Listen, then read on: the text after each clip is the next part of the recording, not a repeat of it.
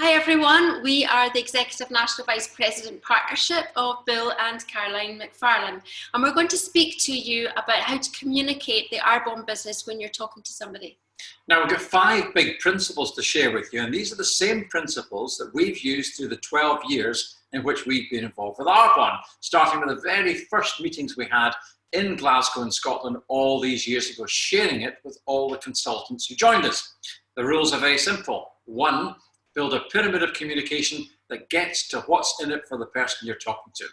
Number 2, build a story rather than talking jargon to make sure people can see clearly what you're talking about. Number 3, flush out the watering down words that get in the way, like quite and hopefully and try and do our best. Number 4, drop the pink elephant, the unnecessary negative, the thing that is negative rather than positive about your experience. And number 5, give direct answers to direct questions. Let's go back to number 1, jargon. Now really we're going to start with a pyramid of communication. Really what we want to get to straight away is what's in it for the other person. And Caroline, when you've had these meetings with people straight away, how have you discovered what's in it for them?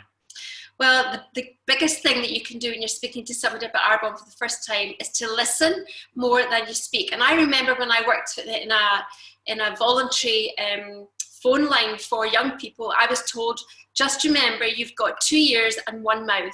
So listen more than you speak. And the reason for that is when you're talking to somebody, what you want to know is, why would Arbonne be a perfect fit for them? And you're going to find that out by asking them questions about how their life is, how their husband is, how their children are, how their life's going. And when you do that, what you're going to hear is somebody saying, well, everything's great, but I could do with a bit more time. Or I'm really short of money, things are tight just now and we can't afford a summer holiday. Or I'd love to send my children to a fee-paying school. Or I would love to have a bit more confidence. Or I would love to have a new business. Or I would love to try new products. Whatever it is, they're going to be telling you the reason why Arbonne will be a fit for them. Once you've found that out, you ask 3 questions. Number 1, what do I want to say about Arbonne? Number 2, what is specifically of interest to this audience in front of me now? And number 3, so how will I arrange that? And it's really very easy. You're going to put right to the top of this pyramid of communication, what's in it for them. So you're really going to say, from what you say, Caroline, the big issue in your life is lack of time. Now, when you get involved in Arbonne, it is going to take more of your time, but you'll be working to a situation where you can make a choice, because Arbonne is growing and developing and you can see how much you're earning from it. When you feel comfortable, you can decide that you're going to leave your job that you're dissatisfied with and do Arbonne, and that's going to give you all the time back again. Or I could say, Caroline, what you said to me very plainly is you're short of money. I want to show you how to make money with Arbonne. You're going to have to work hard at it. I did, but if you follow this process, you'll find out how to earn from Arbonne, and that's going to help you with the issues you talk about. And people are really flattered when you speak to them about their circumstances. They're going to actually be far more open to joining your business because they understand that you listened to them, you involved them, you understood their circumstances and you reflected it back to them. So I remember once having somebody over for dinner who just lost his wife, and he did all the talking that evening. And all we did was ask questions. At the end of the night, he said it was lovely having a chat because we gave him what he needed. He needed somebody to listen. And so often people are desperate to be heard. So what you want to do is to make sure that you make the conversation all about the other person. So there's rule number 1, build a pyramid of communication. Right at the very top of the pyramid is what's in it for the other person. But then other points that you know are relevant about Arbonne can come further on down, finishing with what I call a call to action. So what would that sound like in an Arbonne sense? Well, if somebody hasn't tried the products, then what I would say is, would you be open to trying these amazing products? If somebody's bringing the products back, what I would say is, tell me what you love most about them. And that leaves an open question for people to be positive about whatever it is that they love about these products. If it's somebody who you've just maybe met in a lift or just passing by or they're in a hurry, then what you want to do is you want to say, would you be open to meeting for half an hour to talk about this business, or an hour, or whatever you feel is fitting? And when they say yes, put the date in both diaries, yours and theirs. and then contact them a couple of days before, not saying, can you make it? What you want to say is, I'm so looking forward to seeing you at 4 o'clock on Wednesday. I'm so excited to be able to tell you about the success of this amazing business. So there you are. The first rule is build a pyramid of communication, finishing with a call to action, because that always takes you on to the next stage of the conversation. Here's rule number 2. Get rid of jargon and talk in pictures. Now, I remember the first time you heard the term network marketing. Well, you said to me afterwards, what on earth is that? I didn't understand what it was at all. Sue Cassidy phoned me and she said she was involved in the network marketing business, and I thought, yeah, very good. And then she said, would you like to get involved? And to be honest, I thought, well, if I don't understand what it is, then I'm surprised you're doing it, but there's no way I could get involved with something I don't know what it is. However, Sue's amazing at painting pictures. So I felt when she told me she's involved in this, I thought, what a shame that she's not still doing what I know she's really good at, and that is writing songs. But what Sue said was, now I understand this is like a royalties-based business. She said, and I understand that because I'm a songwriter. I write a great song once, and if I can live off it for the rest of my life. Now, this is similar, but you don't have to write a chart-topping song. What you need to do is you need to use these amazing products, and then you need to involve your network in using these products as well. So do you know people who love good products and who wash their hair, wash their skin, take bath showers? Yes, I do. And all of a sudden, she'd painted that picture so I could understand how I could make a success of it. So there's the antidote to people talking in jargon: talk in pictures. Now, when you think about it, when your children were growing up, you read them stories from a colourful book. We had a frieze around the nursery that said things like F is for Freddy the Fox. And why is that? Because you're associating a picture with a letter. Because anything that's unclear to a child confuses them, causes them to be fearful. And it's the same with an Arbonne potential consultant. If they don't understand what you're saying, they're afraid of it. How can they possibly explain it at home? Now, the best way you can paint pictures, rather than talking about QVs and AAC and GTC and an executive area manager, whatever all these things mean to a new consultant, the best thing you can do is tell them your story and then work out their why. Now, the why, Caroline, is such an important thing, because that person can see their reason for doing things forever, can't they? Absolutely. Again, it's about making it about the other person. And I always love finding out the real why somebody said, yes, they want to do this business. And it's normally something that will change their life. And it's a great thing to keep reflecting back to them, so that maybe if they have a day which hasn't gone to plan, you can say, you know, remember why you're doing this. This is your story. This is your why. And once they've seen the picture of their parents or their children or whatever it is that is their why, they're going to say, yes, that's right, and get back to it again. And I remember when I was doing running a charity ball, and I had a really tough day, and I thought, oh, I don't know why I'm even doing this. And one of the girls in the house came down and let me read the story about the children that we were supporting, and all of a sudden I thought, that's it, that's why I'm doing it, crack on, and it's all going to be worth it. Now, here's a simple test. You need a piece of paper and a pen for this, but this will help you work out which words do people understand and which confuse them. So take your blank piece of paper. I'm going to ask you to draw 3 things. You're only getting 3 seconds to draw each one.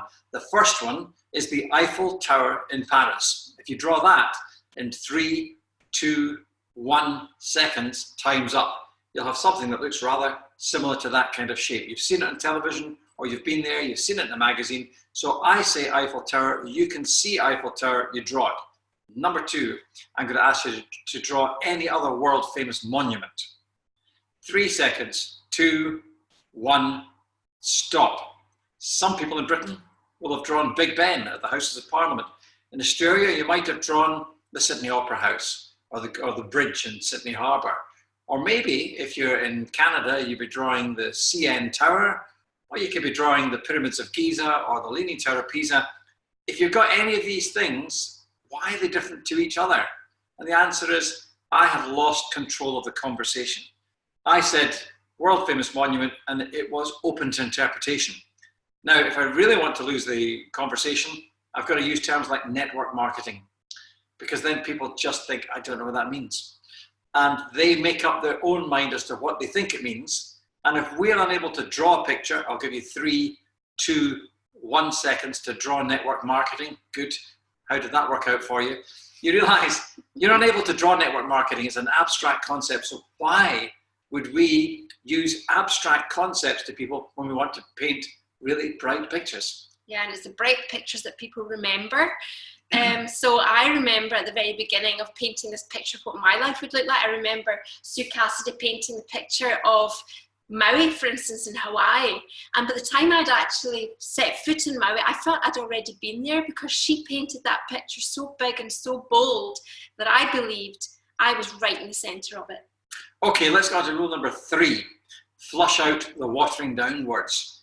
Now, if I said to you, I said to somebody who was interested in Arbonne, what I'm trying to do is I'm trying to build a team of people who hopefully will get a little bit of extra life in their activities, a bit of extra time in what they're doing, a bit of extra money. I'm quite optimistic that perhaps it'll make a little bit of difference to people. Then I'm off, because if anyone's as unoptimistic as that, what they've really demonstrated is a lack of belief in what they're saying. Now, we've got a word in Scotland, gallus, so that means you're full of yourself.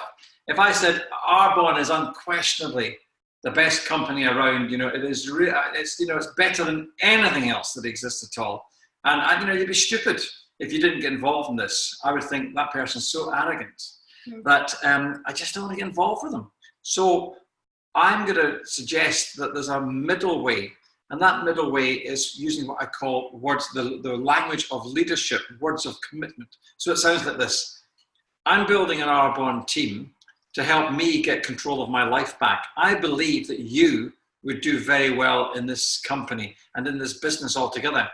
You have commitment, you are a dedicated person, you work very hard. These are the qualities that get you to the top. And I'm committed to help you get to the top if you work with me. Are you in? Now that sounds entirely different, because I'm using words of commitment. Can you tell us, first of all, Caroline, why the watering down words are such a barrier? Yeah, I mean, if I say to somebody, there's an amazing meeting next Wednesday in Glasgow, will you come along? And somebody says, yes, I'll do my best to be there, or I'm hoping that my husband will be home in time so that I can get there, I write that off. Straight away, I think, they're not going to be there.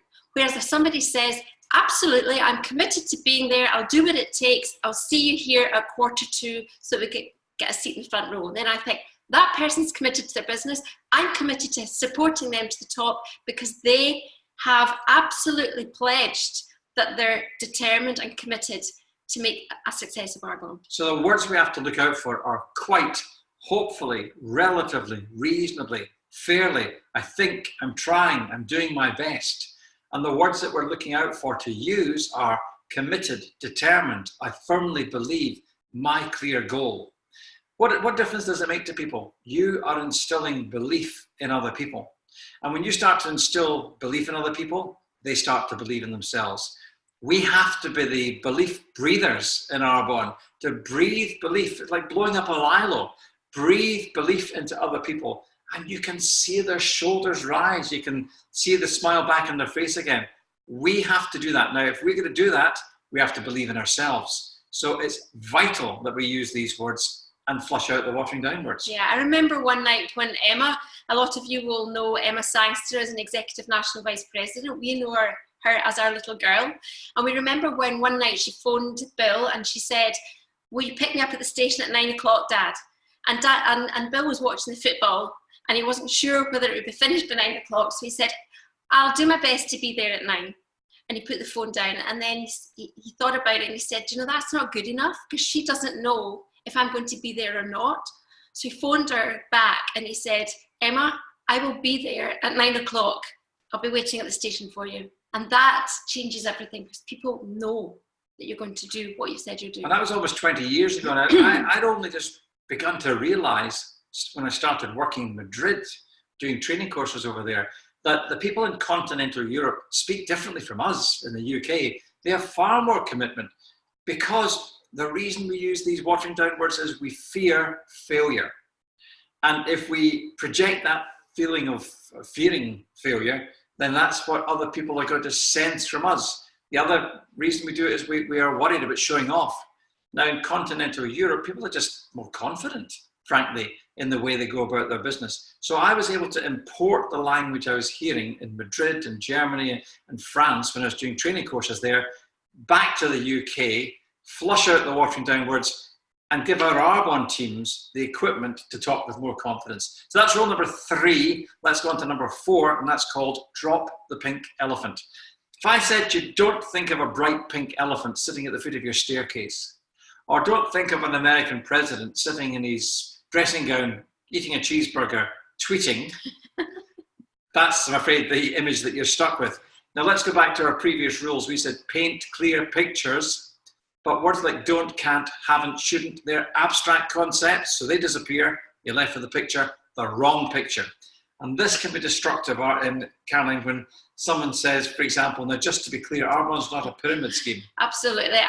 One story always jumps to my mind when we talk about this, and that is several years ago, before we had white Mercedes. Bill was in picking up a new car. It was a Saab from the dealership, and he was just about to sign the dotted line when the guy who'd done a brilliant job of selling the car to us said, I wouldn't ever rip you off. Yeah. How did I feel? All of a sudden, Bill and I just looked at each other and thought, do you think he would rip us off? Maybe he would. Do you think we should buy this car? And that's what happens when somebody says, I'm not saying this is a get rich quick scheme. Then people will think, oh, maybe it is. So you've got to be really careful that you say what something is and not what something isn't, because when you say when something isn't, that's what they're thinking. And I remember even with our dog, we had a Chihuahua years ago, and she was out in the hall, and I said to her, honey, don't go into the kitchen. Now, what do you think she heard? She heard the word go into the kitchen. She didn't understand the word don't. Yeah. And all of a sudden, I understood the concept of the pink elephant. She was a brown Chihuahua rather than a pink elephant. But Caroline, do you also remember a big meeting for a couple of hundred people in Glasgow in the early days, and the person who was a bit nervous on stage said, now we're not going to be bolting the doors at the back. This isn't some kind of cult. I'm surprised people didn't leave at that point. Oh dear, yes, I remember that. So when you tell people what not to think, if you paint a vivid picture, that's all they see. Now it's really very simple. What we have to tell people instead is this: what we have done, what we are doing, and what we will do. What we have done, what we are doing, and what we will do. And that keeps your language 100% positive. It's a bit like the news. Watch the news. It's what has happened, what is happening, and what's about to happen. And I used to write the news in my previous career as a television presenter, so I was used to writing only these things. The rest is frankly baggage. We have baggage. We're worried about what people think, so we project it onto them. We've got to tell people what we have done, what we are doing, what we will do. And a handy phrase to use to avoid the pink elephant is the word only. And that is, instead of, now you won't improve if you don't go to the training courses or training evenings with Arbonne. Say, now you're only going to improve if you go to the training. You're only going to make progress with Arbonne if you get out there and talk to people. Tell them what they do have to do rather than what not to do, and you get a much more positive result. Yeah, there's another story I need to tell you because it makes me giggle.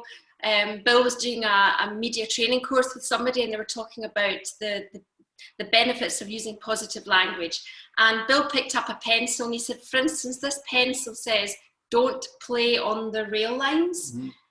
Why would you put that on a pencil? And the man in charge said, he's horrified. I don't know. Why would we say that? And then he said, what makes it even worse is that when we start to sharpen the pencil, it's actually going to say, play on the rail lines.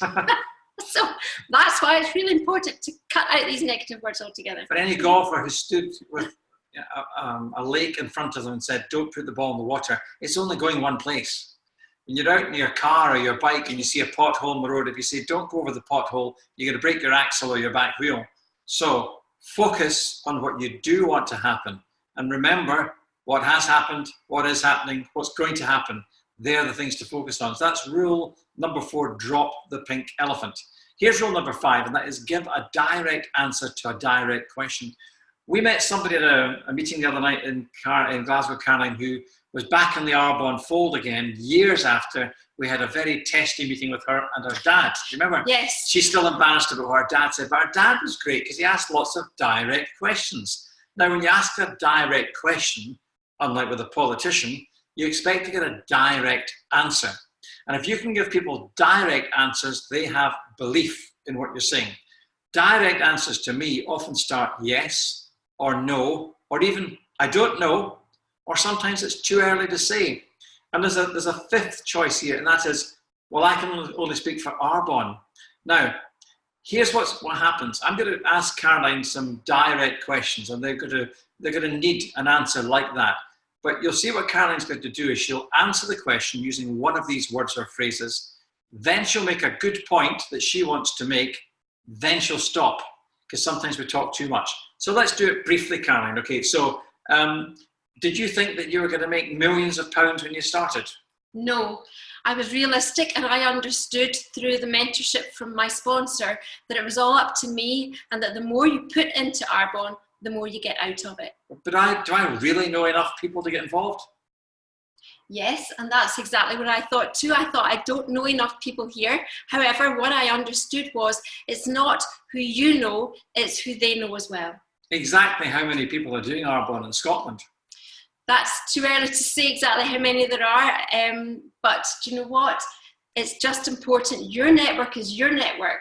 So what's important is the number of people that you know who'd be interested in this and who'd like to start building a business and investing in people and building their own teams. Well, what about this other rival skincare company, Company X, that seems to be doing very well? I mean, what do you think of them?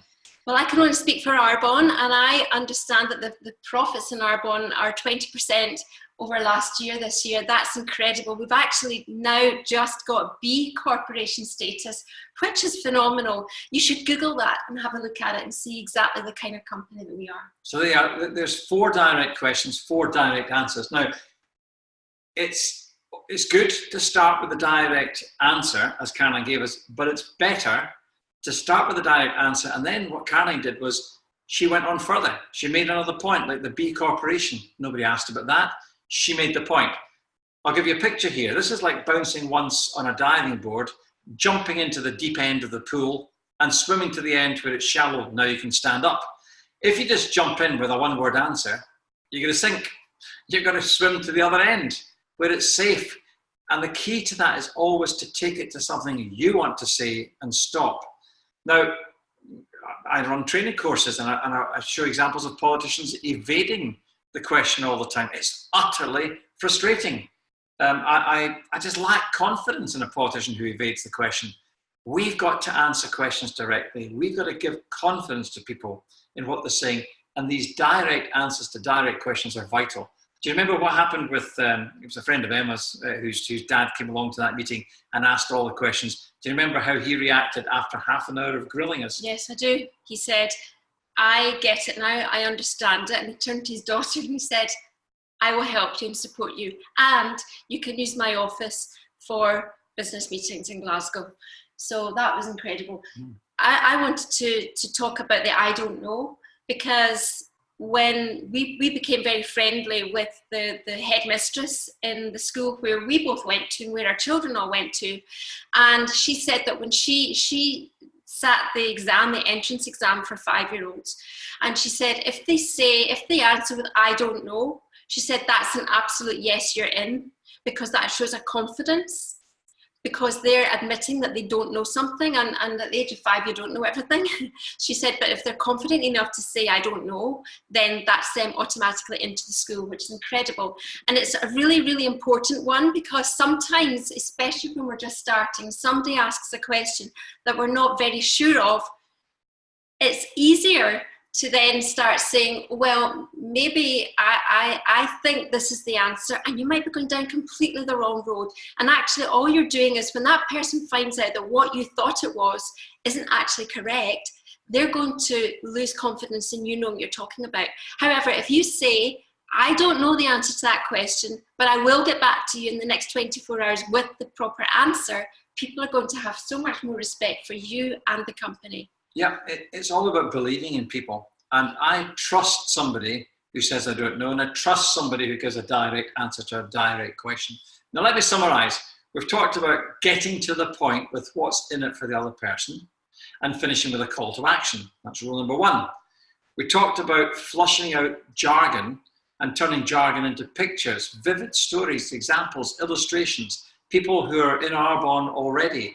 Or you talked about royalties with Sue. There's a very good analogy. Sometimes an analogy, which is just linking another story to the Arbonne situation, is a great way of explaining it. That was rule number 2. Rule number 3 was flush out the watering downwards, words like quite, hopefully, relatively, reasonably, I think we're trying, we're doing our best, but replace them with words like commitment, determined, our clear goal, and I firmly believe. And here's rule number 4, drop the pink elephant, the negative. Instead of painting a picture of what you don't want to happen, tell people what has happened, what is happening, and what will happen. And finally, number 5, when you're asked a direct question, answer it yes, no, I don't know, it's too early to say. And you can even say, well, I can only speak for Arbonne, rather than guessing what somebody else is up to. They are 5 rules for communication, which have helped us throughout our lives. It's helped our Arbonne team throughout the last 12 years. What would you say in summary, Caroline? I just say that I firmly believe we will all be part of the best network marketing company in the world one day. There you are, you heard it from the top. Thank you very much for joining us on this call. Just put this into practice. By the way, people say to me, how often do you have to use these words? My answer, all the time. Like, how often do you have to drive carefully on the road? All the time. So once you get into the habit of doing that, that's how you start speaking, and that's how you behave. Yeah, it's just like a code. It's like learning the highway code, and actually once you start doing it for several weeks, you'll not even be thinking about it. It'll just be automatic, a bit like the 30 days to healthy living. You just know what's right and what's not on plan. It's the same with words. Yeah, this is 30 years to healthy talking. Yeah. All right, thanks for joining us. Bye.